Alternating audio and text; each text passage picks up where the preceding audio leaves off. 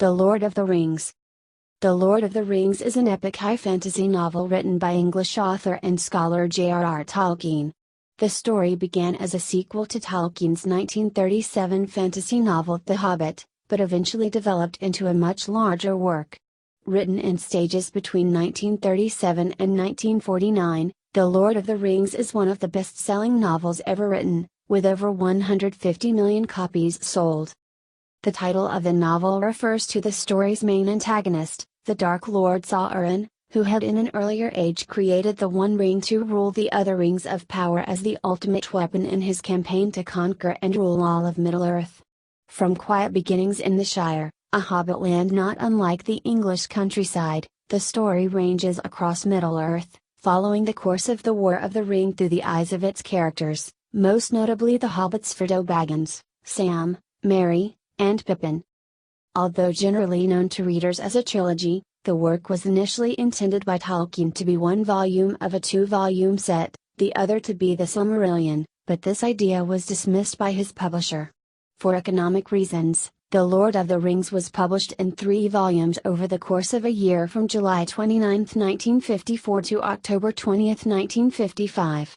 The 3 volumes were titled The Fellowship of the Ring, The Two Towers and The Return of the King.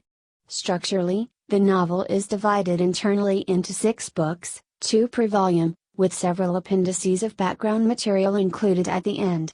Some editions combine the entire work into a single volume. The Lord of the Rings has since been reprinted numerous times and translated into 38 languages. Tolkien's work has been the subject of extensive analysis of its themes and origins. Although a major work in itself, the story was only the last movement of a larger epic Tolkien had worked on since 1917, in a process he described as mythopoeia. Influences on this earlier work, and on the story of The Lord of the Rings, include philology, mythology, religion and the author's distaste for the effects of industrialization, as well as earlier fantasy works and Tolkien's experiences in World War I. The Lord of the Rings in its turn is considered to have had a great effect on modern fantasy. The impact of Tolkien's works is such that the use of the words Tolkienian and Tolkienesque has been recorded in the Oxford English Dictionary. The enduring popularity of The Lord of the Rings has led to numerous references in popular culture, the founding of many societies by fans of Tolkien's works, and the publication of many books about Tolkien and his works. The Lord of the Rings has inspired, and continues to inspire, artwork, music, films and television, video games, board games, and subsequent literature. Award-winning adaptations of The Lord of the Rings have been made for radio, theater, and film. In 2003, it was named Britain's best novel of all time in the BBC's The Big Read. Plot summary. Prologue. Thousands of years before the events of the novel, the Dark Lord Sauron had forged the One Ring to rule the other rings of power and corrupt those who wore them, 3 for elves, 7 for dwarves, and 9 for men. Sauron was defeated by an alliance of elves and men led by Gil-galad and Elendil, respectively.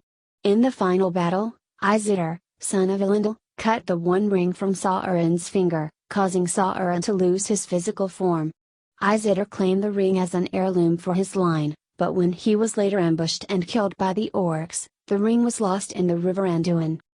Over 2,000 years later, the ring was found by one of the river folk called Deagol. His friend Smeagol fell under the ring's influence and strangled Deagol to acquire it. Smeagol was banished and hid under the Misty Mountains. The ring gave him a long life and changed him over hundreds of years into a twisted, corrupted creature called Gollum. Gollum lost the ring, his precious, and as told in The Hobbit, Bilbo Baggins found it. Meanwhile, Sauron assumed a new form and took back his old realm of Mordor. When Gollum set out in search of the ring, he was captured and tortured by Sauron. Sauron learned from Gollum that Baggins of the Shire had taken the ring. Gollum was set loose. Sauron, who needed the ring to regain his full power, sent forth his powerful servants, the Nazgul, to seize it. The Fellowship of the Ring. The story begins in the Shire, where the hobbit Frodo Baggins inherits the ring from Bilbo Baggins, his cousin and guardian. Neither hobbit is aware of the ring's nature, but Gandalf the Grey, a wizard and an old friend of Bilbo, suspects it to be Sauron's ring. 17 years later, after Gandalf confirms his guess, he tells Frodo the history of the ring and counsels him to take it away from the Shire. Frodo sets out, accompanied by his gardener, servant and friend, Samwise Sam Gamgee, and 2 cousins, Meriadoc Merry Brandybuck and Peregrine Pippin Took. They are nearly caught by the Black Riders, but shake off their pursuers by cutting through the old forest. There they are aided by Tom Bombadil, a strange and merry fellow who lives with his wife Goldberry in the forest. The hobbits reach the town of Bree, where they encounter a ranger named Strider, whom Gandalf had mentioned in a letter. Strider persuades the hobbits to take him on as their guide and protector. Together, they leave Bree after another close escape from the Black Riders. On the hill of Weathertop, they are again attacked by the Black Riders, who wound Frodo with a cursed blade. Strider fights them off and leads the hobbits towards the elven refuge of Rivendell. Frodo falls deathly ill from the wound. The Black Riders nearly capture him at the ford of Bruinen, but floodwaters summoned by Elrond, Master of Rivendell, rise up and overwhelm them. Frodo recovers in Rivendell under Elrond's care. The Council of Elrond discusses the history of Sauron and the ring. Strider is revealed to be Aragorn, Isithar's heir. Gandalf reports that the chief wizard Saruman has betrayed them and is now working to become a power in his own right. The council decides that the ring must be destroyed, but that can only be done by sending it to the fire of Mount Doom in Mordor, where it was forged. Frodo takes this task upon himself. Elrond, with the advice of Gandalf, chooses companions for him. The company of the ring are 9 in number: Frodo, Sam, Merry, Pippin, Aragorn, Gandalf, Gimli the dwarf, Legolas the elf, and the man Boromir, son of Denethor, the ruling steward of the land of Gondor. After a failed attempt to cross the Misty Mountains over the Redhorn Pass, the company take the perilous path through the mines of Moria. They learn of the fate of Balin and his colony of dwarves. After surviving an attack, they are pursued by orcs and by a Balrog, an ancient fire demon. Gandalf faces the Balrog, and both of them fall into the abyss. The others escape and find refuge in the elven forest of Lothlorien, where they are counseled by its rulers, Galadriel and Celeborn. With boats and gifts from Galadriel, the company travel down the river Anduin into the hill of Amon-Hen. There, Boromir tries to take the ring from Frodo, but Frodo puts it on and disappears. Frodo chooses to go alone to Mordor, but Sam guesses what he intends and goes with him. The Two Towers. Orcs sent by Saruman and Sauron kill Boromir and capture Merry and Pippin. Aragorn, Gimli and Legolas debate which pair of hobbits to follow. They decide to pursue the orcs, taking Merry and Pippin to Saruman. In the kingdom of Rohan, the orcs are slain by a company of Ram. Merry and Pippin escape into Fangorn Forest, where they are befriended by Treebeard, the oldest of the tree lichens. Aragorn, Gimli and Legolas track the hobbits to Fangorn. There they unexpectedly meet Gandalf. Gandalf explains that he slew the Balrog. Darkness took him, but he was sent back to Middle-earth to complete his mission. He is clothed in white and is now Gandalf the White, for he has taken Saruman's place as the chief of the wizards. Gandalf assures his friends that Merry and Pippin are safe. Together they ride to Edras, capital of Rohan. Gandalf frees Theoden, king of Rohan, from the influence of Saruman's spy Grima Wormtongue. Theoden musters his fighting strength and rides with his men to the ancient fortress of Helm's Deep, while Gandalf departs to seek help from Treebeard. Meanwhile, the Ents, roused by Merry and Pippin from their peaceful ways, attack Isengard, Saruman's stronghold, and trap the wizard in the Tower of Ordhunk. Gandalf convinces Treebeard to send an army of horns to Theoden's aid. Gandalf brings an army of Rum to Helm's Deep, and they defeat the orcs, who flee into the Forest of Horns, never to be seen again. Gandalf offers Saruman a chance to turn away from evil. When Saruman refuses to listen, Gandalf strips him of his rank and most of his powers. After Saruman crawls back to his prison, Wormtongue drops a sphere to try to kill Gandalf. Pippin picks it up. It is revealed to be a Palander, a seeing stone that Saruman used to speak with Sauron and through which Saruman was ensnared. Pippin is seen by Sauron. Gandalf rides from Minas Tirith, chief city of Gondor, taking Pippin with him. Frodo and Sam capture Gollum, who has followed them from Moria. They force him to guide them to Mordor. They find that the Black Gate of Mordor is too well guarded, so instead they travel to a secret way Gollum knows. On the way, they encounter Faramir, who, unlike his brother Boromir, resists the temptation to seize the ring. Gollum, who is torn between his loyalty to Frodo and his desire for the ring, betrays Frodo by leading him to the great spider Shelob in the tunnels of Cirith Ungol. Frodo falls to Shelob's sting. But with the help of Galadriel's gifts, Sam fights off the spider. Believing Frodo to be dead, Sam takes the ring to continue the quest alone. Orcs find Frodo, Sam overhears them and learns that Frodo is still alive. The Return of the King. Sauron sends a great army against Gondor. Gandalf arrives at Minas Tirith to warn Denethor of the attack, while Theoden musters the room to ride to Gondor's aid. Minas Tirith is besieged. Denethor is deceived by Sauron and falls into despair. He burns himself alive on a pyre, nearly taking his son Faramir with him. Aragorn, accompanied by Legolas, Gimli and the Rangers of the North, takes the paths of the dead to recruit the dead men of Dunharrow, who are bound by a curse which denies them rest until they fulfill their ancient forsworn oath to fight for the King of Gondor. Following Aragorn, the army of the dead strikes terror into the Corsairs of Umbar invading southern Gondor. Aragorn defeats the Corsairs and uses their ships to transport the men of southern Gondor up the Anduin, reaching Minas Tirith just in time to turn the tide of battle. Theoden's niece Samhain, who joined the army in disguise, slays the Lord of the Nazgul with help from Merry. Together, Gondor and Rohan defeat Sauron's army in the Battle of the Buller Fields, though at great cost. Theoden is killed, and Owen and Merry are wounded. Meanwhile, Sam rescues Frodo from the Tower of Cirith Ungol. They set out across Mordor. Aragorn leads an army of men from Gondor and Rohan to march on the Black Gate to distract Sauron from his true danger. His army is vastly outnumbered by the great might of Sauron. Frodo and Sam reach the edge of the Cracks of Doom, but Frodo cannot resist the ring any longer. He claims it for himself and puts it on his finger. Gollum suddenly reappears. He struggles with Frodo and bites off Frodo's finger with the ring still on it. Celebrating wildly, Gollum loses his footing and falls into the fire, taking the ring with him. When the ring is destroyed, Sauron loses his power forever. All he created collapses, the Nazgul perish, and his armies are thrown into such disarray that Aragorn's forces emerge victorious. Aragorn is crowned king of Arnor and Gondor, and weds Arwen, daughter of Elrond. The four hobbits make their way back to the Shire, only to find that it has been taken over by men directed by one Sharky, whom they later discover to be Saruman.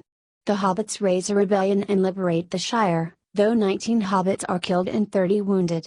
Frodo stops the hobbits from killing the wizard after Saruman attempts to stab Frodo, but Grima turns on Saruman and kills him in front of Bag End, Frodo's home. He is slain in turn by hobbit archers, and the War of the Ring comes to its true end on Frodo's very doorstep. Merry and Pippin are celebrated as heroes. Sam marries Rosie Cotton and uses his gifts from Galadriel to help heal the Shire.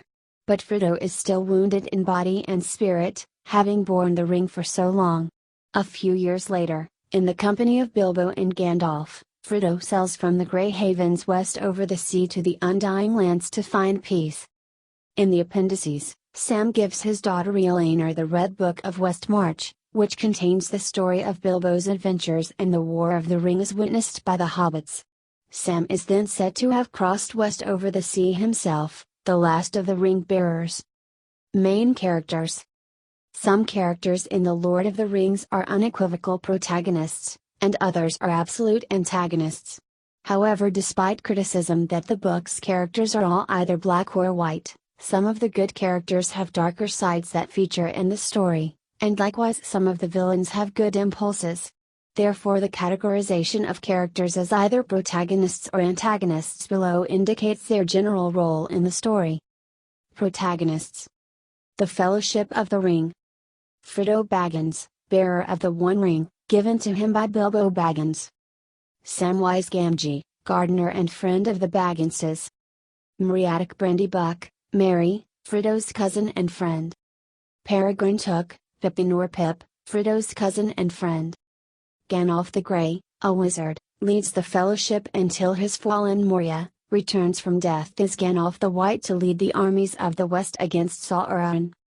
Aragorn, aka Strider, descendant of Isildur and rightful heir to the thrones of Arnor and Gondor.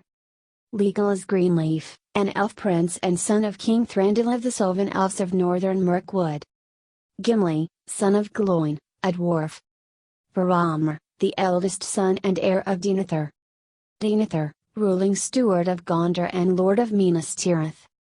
Faramir, younger son of Denethor and brother of Boromir. Galadriel, elf co-ruler of Lothlorien, and grandmother of Arwen. Celeborn, elf co-ruler of Lothlorien, husband of Galadriel, and grandfather of Arwen. Elrond, half-elven lord of Rivendell and father of Arwen. Arwen Undamiel, daughter of Elrond, love interest of Aragorn. Bilbo Baggins, Frodo's uncle. Theoden, king of Rohan, ally of Gondor. Amor, the third Marshal of the Mark and Theoden's nephew. Later king of Rohan after Theoden's death. Awen, sister of Amor, who disguises herself as a male warrior named Durnham to fight beside Theoden. Treebeard, oldest of the Ents.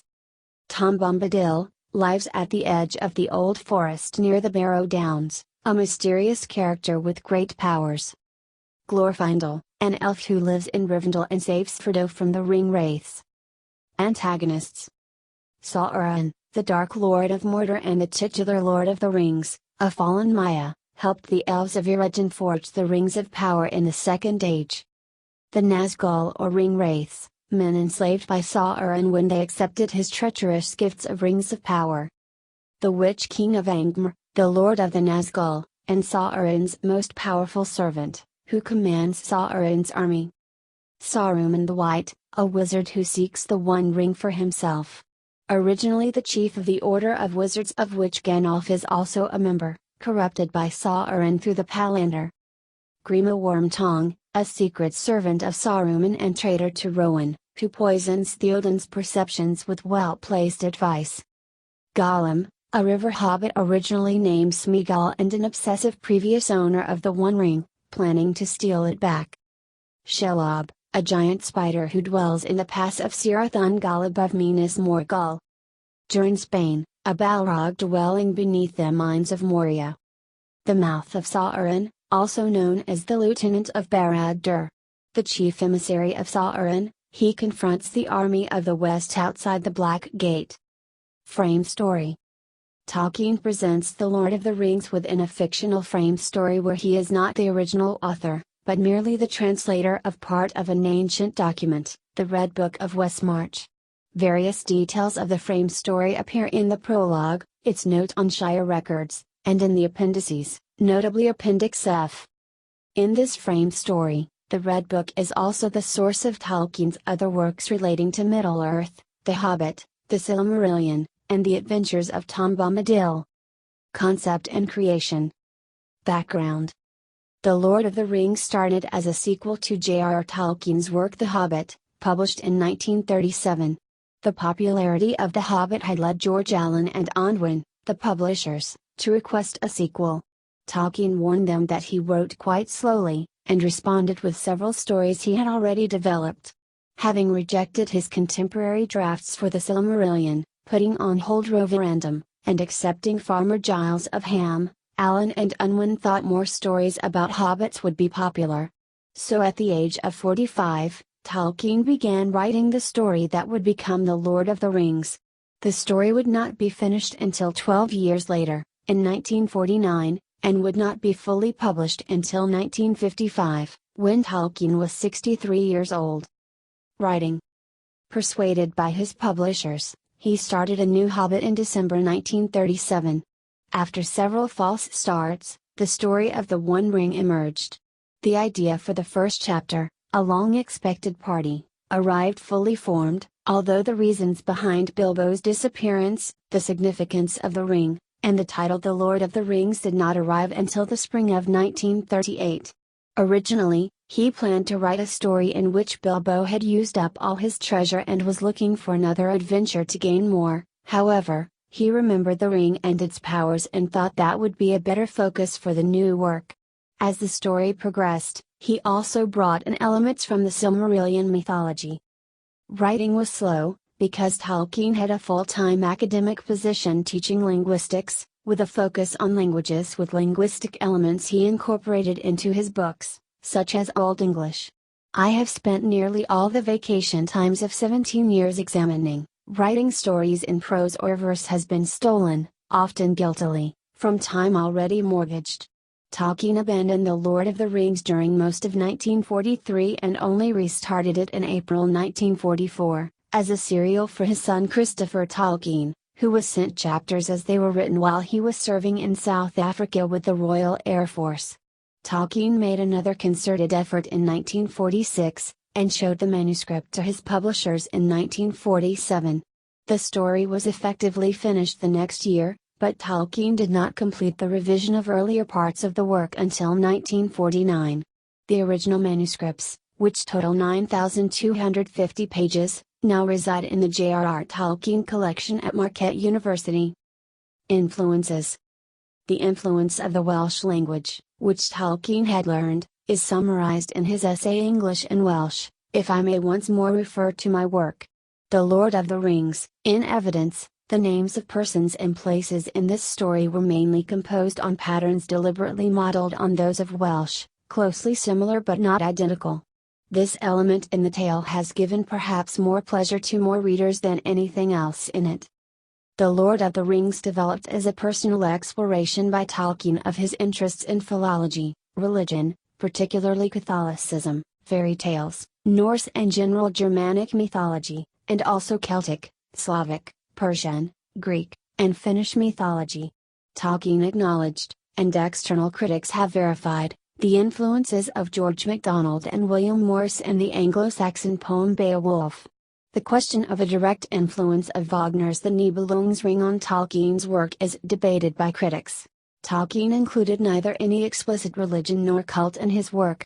Rather, the themes, moral philosophy, and cosmology of The Lord of the Rings reflect his Catholic worldview.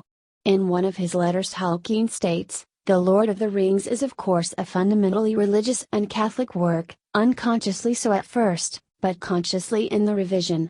That is why I have not put in, or have cut out, practically all references to anything like religion, to cults or practices, in the imaginary world. For the religious element is absorbed into the story and the symbolism." Some locations and characters were inspired by Tolkien's childhood in Birmingham, where he first lived near Sarehole Mill, and later near Edgbaston Reservoir. There are also hints of the Black Country, which is within easy reach of northwest Edgbaston. This shows in such names as Underhill, and the description of Saruman's industrialization of Isengard and the Shire. It has also been suggested that the Shire and its surroundings were based on the countryside around Stonyhurst College in Lancashire, where Tolkien frequently stayed during the 1940s. The work was influenced by the effects of his military service during World War I, to the point that Frodo has been diagnosed as suffering from post-traumatic stress disorder, which was first diagnosed as shell shock at the Battle of the Somme, in which Tolkien served. Publication history. A dispute with his publisher, George Allen and Unwin, led to the book being offered to Collins in 1950. Tolkien intended the Silmarillion, itself largely unrevised at this point, to be published along with The Lord of the Rings, but A&U were unwilling to do this. After Milton Waldman, his contact at Collins, expressed the belief that The Lord of the Rings itself urgently wanted cutting, Tolkien eventually demanded that they publish the book in 1952. Collins did not, and so Tolkien wrote to Allen and Unwin, saying, "I would gladly consider the publication of any part of the stuff," fearing his work would never see the light of day. For publication, the book was divided into 3 volumes to minimize any potential financial loss due to the high cost of typesetting and modest anticipated sales: The Fellowship of the Ring, Books 1 and 2, The Two Towers, Books 3 and 4, and The Return of the King, Books 5 and 6 plus 6 appendices. Delays in producing appendices, maps and especially an index led to the volumes being published later than originally hoped. On July 29, 1954, On November 11, 1954 and on October 20, 1955 respectively in the United Kingdom. In the United States, Houghton Mifflin published The Fellowship of the Ring on October 21, 1954, The Two Towers on April 21, 1955, and The Return of the King on January 5, 1956. The Return of the King was especially delayed due to Tolkien revising the ending and preparing appendices, some of which had to be left out because of space constraints. Tolkien did not like the title The Return of the King, believing it gave away too much of the storyline, but deferred to his publisher's preference. He suggested the title The Two Towers in a deliberately ambiguous attempt to link the unconnected books 3 and 4, and as such the eponymous towers could be either Ordhunk and Barad-dûr, or Minas Tirith and Barad-dûr, or Ordhunk and Cirith Ungol. Tolkien was initially opposed to titles being given to each two-book volume, preferring instead the use of book titles, for example The Lord of the Rings, Volume 1, The Ring Sets Out and the Ring Goes South, Volume 2, The Treason of Isengard and the Ring Goes East, Volume 3, The War of the Ring and the End of the Third Age.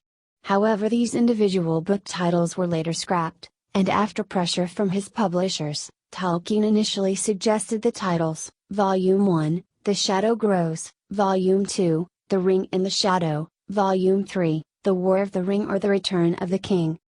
Because the three-volume binding was so widely distributed, the work is often referred to as the Lord of the Rings trilogy.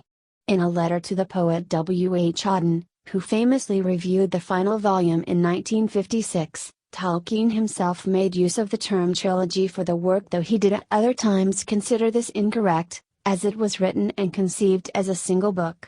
It is also often called a novel. However, Tolkien also objected to this term as he viewed it as a heroic romance. The books were published under a profit-sharing arrangement, whereby Tolkien would not receive an advance or royalties until the books had broken even, after which he would take a large share of the profits. It has ultimately become one of the best-selling novels ever written, with 50 million copies sold by 2003 and over 150 million copies sold by 2007. The book was published in the UK by Allen and Unwin until 1990, when the publisher and its assets were acquired by HarperCollins. Additions and revisions. In the early 1960s, Donald A. Wallheim, science fiction editor of the paperback publisher Ace Books, claimed that The Lord of the Rings was not protected in the United States under American copyright law because Houghton Mifflin, the U.S. hardcover publisher, had neglected to copyright the work in the United States.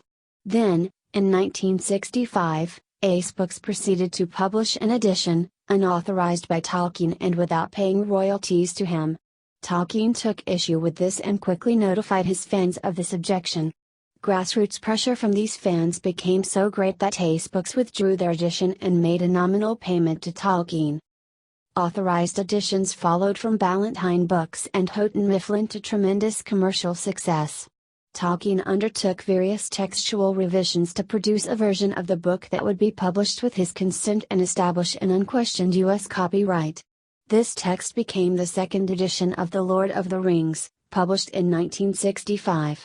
The first Ballantine paperback edition was printed in October that year, and sold 250,000 copies within 10 months. On September 4, 1966, the novel debuted on New York Times paperback bestsellers list as number 3, and was number 1 by December 4, a position it held for 8 weeks. Houghton Mifflin editions after 1994 consolidate variant revisions by Tolkien, and corrections supervised by Christopher Tolkien, which resulted, after some initial glitches, in a computer-based unified text. In 2004, for the 50th anniversary edition, Wayne G. Hammond and Christina Scull, under supervision from Christopher Tolkien, studied and revised the text to eliminate as many errors and inconsistencies as possible, some of which had been introduced by well-meaning compositors of the first printing in 1954, and never been corrected. The 2005 edition of the book contained further corrections noticed by the editors and submitted by readers. Further corrections were added to the 60th anniversary edition in 2014. Several editions, notably the 50th anniversary edition, combine all 3 books into one volume, with the result that pagination varies widely over the various editions. Posthumous publication of drafts. From 1988 to 1992, Christopher Tolkien published the surviving drafts of The Lord of the Rings, chronicling and illuminating with commentary the stages of the text's development, in volumes 6 to 9 of his History of Middle-earth series. The 4 volumes carry the titles The Return of the Shadow, The Treason of Isengard, The War of the Ring, and Sauron Defeated. Translations. The novel has been translated, with various degrees of success, into at least 56 languages.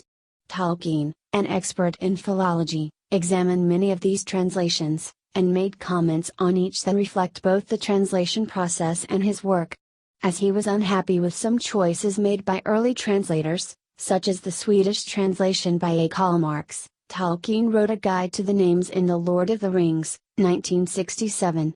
Because The Lord of the Rings purports to be a translation of the fictitious Red Book of Westmarch, with the English language representing the Western of the original, Tolkien suggested that translators attempt to capture the interplay between English and the invented nomenclature of the English work, and gave several examples along with general guidance. Reception. While early reviews for The Lord of the Rings were mixed, reviews in various media have been, on the whole, highly positive and acknowledged Tolkien's literary achievement as a significant one. The initial review in the Sunday Telegraph described it as among the greatest works of imaginative fiction of the 20th century. The Sunday Times echoed this sentiment, stating that the English-speaking world is divided into those who have read The Lord of the Rings and The Hobbit and those who are going to read them. The New York Herald Tribune also seemed to have an idea of how popular the books would become, writing in its review that they were destined to outlast our time. W. H. Auden, an admirer of Tolkien's writings, regarded The Lord of the Rings as a masterpiece, further stating that in some cases it outdid the achievement of John Milton's Paradise Lost. New York Times reviewer Judith Shewolwitz criticized the pedantry of Tolkien's literary style, saying that he formulated a high-minded belief in the importance of his mission as a literary preservationist, which turns out to be death to literature itself. Critic Richard Jenkins, writing in the New Republic, criticized the work for a lack of psychological depth. Both the characters and the work itself are, according to Jenkins, anemic, and lacking in fiber. Even within Tolkien's literary group, the Inklings, reviews were mixed. Hugo Dyson complained loudly at its readings. However, another Inkling, C.S. Lewis, had very different feelings, writing, "Here are beauties which pierce like swords or burn like cold iron. Here is a book which will break your heart." Despite these reviews and its lack of paperback printing until the 1960s, The Lord of the Rings initially sold well in hardback. In 1957, The Lord of the Rings was awarded the International Fantasy Award. Despite its numerous detractors, the publication of the Ace books and Ballantine paperbacks helped The Lord of the Rings become immensely popular in the United States in the 1960s. The book has remained so ever since, ranking as one of the most popular works of fiction of the 20th century, judged by both sales and reader surveys. In the 2003 Big Read survey conducted in Britain by the BBC, The Lord of the Rings was found to be the nation's best-loved book. In similar 2004 polls, both Germany and Australia also found The Lord of the Rings to be their favorite book. In a 1999 poll of Amazon.com customers, The Lord of the Rings was judged to be their favorite book of the millennium. Themes.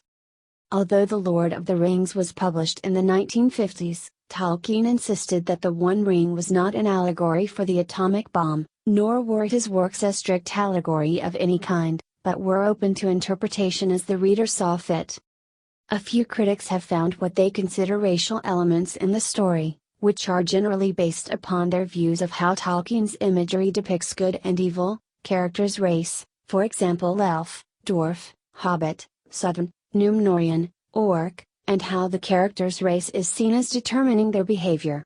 On the contrary, counterarguments note that race-focused critiques often omit relevant textual evidence, cite imagery from adaptations rather than the work itself, ignore the absence of evidence of racist attitudes or events in the author's personal life, and claim that the perception of racism is itself a marginal view. The opinions that pit races against each other most likely reflect Tolkien's criticism of war rather than a racist perspective. In The Two Towers, the character Samwise sees a fallen foe and for a moment he considers the humanity of this fallen Southern who, just moments before, was shown to be a man of color.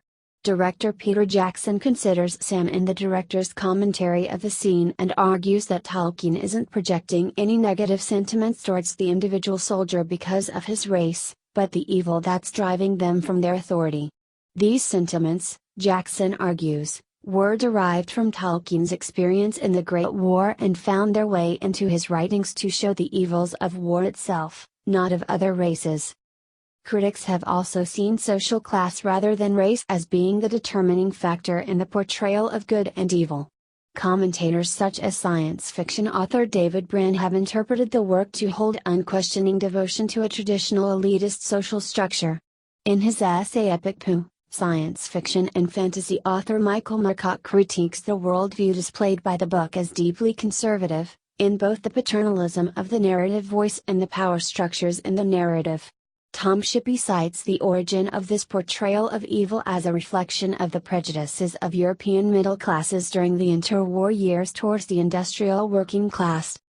Other observers have cited Christian, specifically Catholic, themes in The Lord of the Rings. The book has been read as fitting the model of Joseph Campbell's monomyth. Adaptations. The Lord of the Rings has been adapted for film, radio and stage. Radio. The book has been adapted for radio 4 times. In 1955 and 1956, the BBC broadcast The Lord of the Rings, a 13-part radio adaptation of the story. In the 1960s, radio station WBAI produced a short radio adaptation. A 1979 dramatization of The Lord of the Rings was broadcast in the United States and subsequently issued on tape and CD. In 1981, the BBC broadcast The Lord of the Rings, a new dramatization in 26 half-hour installments. This dramatization of The Lord of the Rings has subsequently been made available on both tape and CD both by the BBC and other publishers. For this purpose it is generally edited into 13 one-hour episodes. Film. Following J.R.R. Tolkien's sale of the film rights for The Lord of the Rings to United Artists in 1969, rock band The Beatles considered a corresponding film project and approached Stanley Kubrick as a potential director. However, Kubrick turned down the offer, explaining to John Lennon that he thought the novel could not be adapted into a film due to its immensity. The eventual director of the film adaptation Peter Jackson further explained that a major hindrance to the project's progression was Tolkien's opposition to the involvement of the Beatles. British director John Boorman also tried to make an adaptation of The Lord of the Rings for United Artists in 1970. After the script was written, which included many changes to the story and the characters, the production company scrapped the project, thinking it too expensive and too risky. 2 film adaptations of the book have been made. The first was J.R.R. Tolkien's The Lord of the Rings, 1978, by animator Ralph Bakshi, the first part of what was originally intended to be a 2-part adaptation of the story. It covers the Fellowship of the Ring and part of The Two Towers. A 3-issue comic book version of the movie was also published in Europe, but not printed in English, with illustrations by Luis Bermejo. When Bakshi's investors shied away of financing the second film that would complete the story, the remainder of the story was covered in an animated television special by Rankin Bass. Stylistically, the 2 segments are very different. The second and more commercially successful adaptation was Peter Jackson's live-action The Lord of the Rings film trilogy, produced by New Line Cinema and released in 3 installments as The Lord of the Rings, The Fellowship of the Ring, 2001, The Lord of the Rings, The Two Towers, 2002, and The Lord of the Rings, The Return of the King, 2003. All 3 parts won multiple Academy Awards, including consecutive Best Picture nominations. The final installment of this trilogy was the second film to break the $1 billion barrier and won a total of 11 Oscars, something only 2 other films in history, Ben-Hur and Titanic, have accomplished, including Best Picture, Best Director, and Best Adapted Screenplay. The Hunt for Gollum, a fan film based on elements of the appendices to The Lord of the Rings, was released on the internet in May 2009 and has been covered in major media. Born of Hope, written by Paula DeSanta, directed by Kate Madison, and released in December 2009, is a fan film based upon the appendices of The Lord of the Rings. Television. In November 2017, Amazon acquired the global television rights to The Lord of the Rings, committing to a multi-season television series. The series will not be a direct adaptation of the books, but will instead introduce new stories that are set before the Fellowship of the Ring. Amazon said the deal included potential for spin-off series as well. The press release referred to previously unexplored stories based on J.R.R. Tolkien's original writings. Amazon will be the producer in conjunction with the Tolkien Estate and the Tolkien Trust, HarperCollins, and New Line Television. According to a 2018 report, it will be the most expensive TV show ever produced. In early July 2019, the New Zealand Economic Development Minister David Parker confirmed that a large part of the series would be produced in New Zealand following negotiations between Amazon and the New Zealand government. On September 18, 2019, Amazon Studios confirmed that they would be filming at 3 locations near Auckland. The cost is estimated at $1.3 billion, making it the most expensive television series ever made. Stage. In 1990, recorded books published an audio version of The Lord of the Rings, with British actor Rob Ingalls, who had previously starred in his own one-man stage productions of The Hobbit and The Lord of the Rings, reading. A large-scale musical theatre adaptation, The Lord of the Rings was first staged in Toronto, Ontario, Canada in 2006 and opened in London in May 2007. Legacy. Influence on the fantasy genre. The enormous popularity of Tolkien's work expanded the demand for fantasy fiction. Largely thanks to The Lord of the Rings, the genre flowered throughout the 1960s, and enjoys popularity to the present day. The opus has spawned many imitators, such as The Sword of Shannara, which Lynn Carter called the single most cold-blooded, complete rip-off of another book that I have ever read. Dungeons & Dragons, which popularized the role-playing game, rebounds per game, genre in the 1970s, features many races found in The Lord of the Rings, most notably halflings, another term for hobbits, elves, dwarves, half-elves, orcs, and dragons. However, Gary Gygax, lead designer of the game, maintained that he was influenced very little by The Lord of the Rings, stating that he included these elements as a marketing move to draw on the popularity the work enjoyed at the time he was developing the game. Because D&D has gone on to influence many popular role-playing video games, the influence of The Lord of the Rings extends to many of them as well, with titles such as Dragon Quest, the Ultima series, EverQuest, the Warcraft series, and the Elder Scrolls series of games, as well as video games set in Middle-earth itself.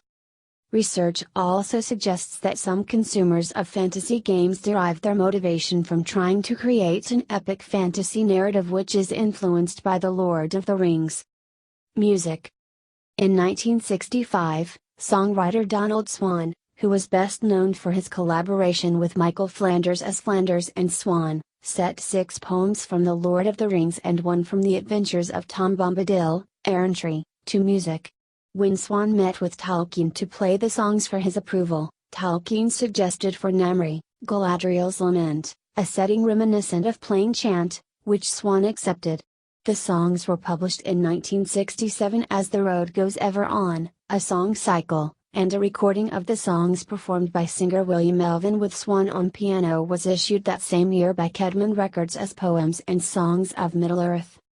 Rock bands of the 1970s were musically and lyrically inspired by the fantasy-embracing counterculture of the time. British 70s rock band Led Zeppelin recorded several songs that contain explicit references to The Lord of the Rings, such as mentioning Gollum in Ramble On, the Misty Mountains in Misty Mountain Hop, and ring wraiths in the Battle of Evermore. In 1970, the Swedish musician Bo Hansson released an instrumental concept album based on the book titled Sagan om ringen, translated as The Saga of the Ring, which was the title of the Swedish translation of The Lord of the Rings at the time.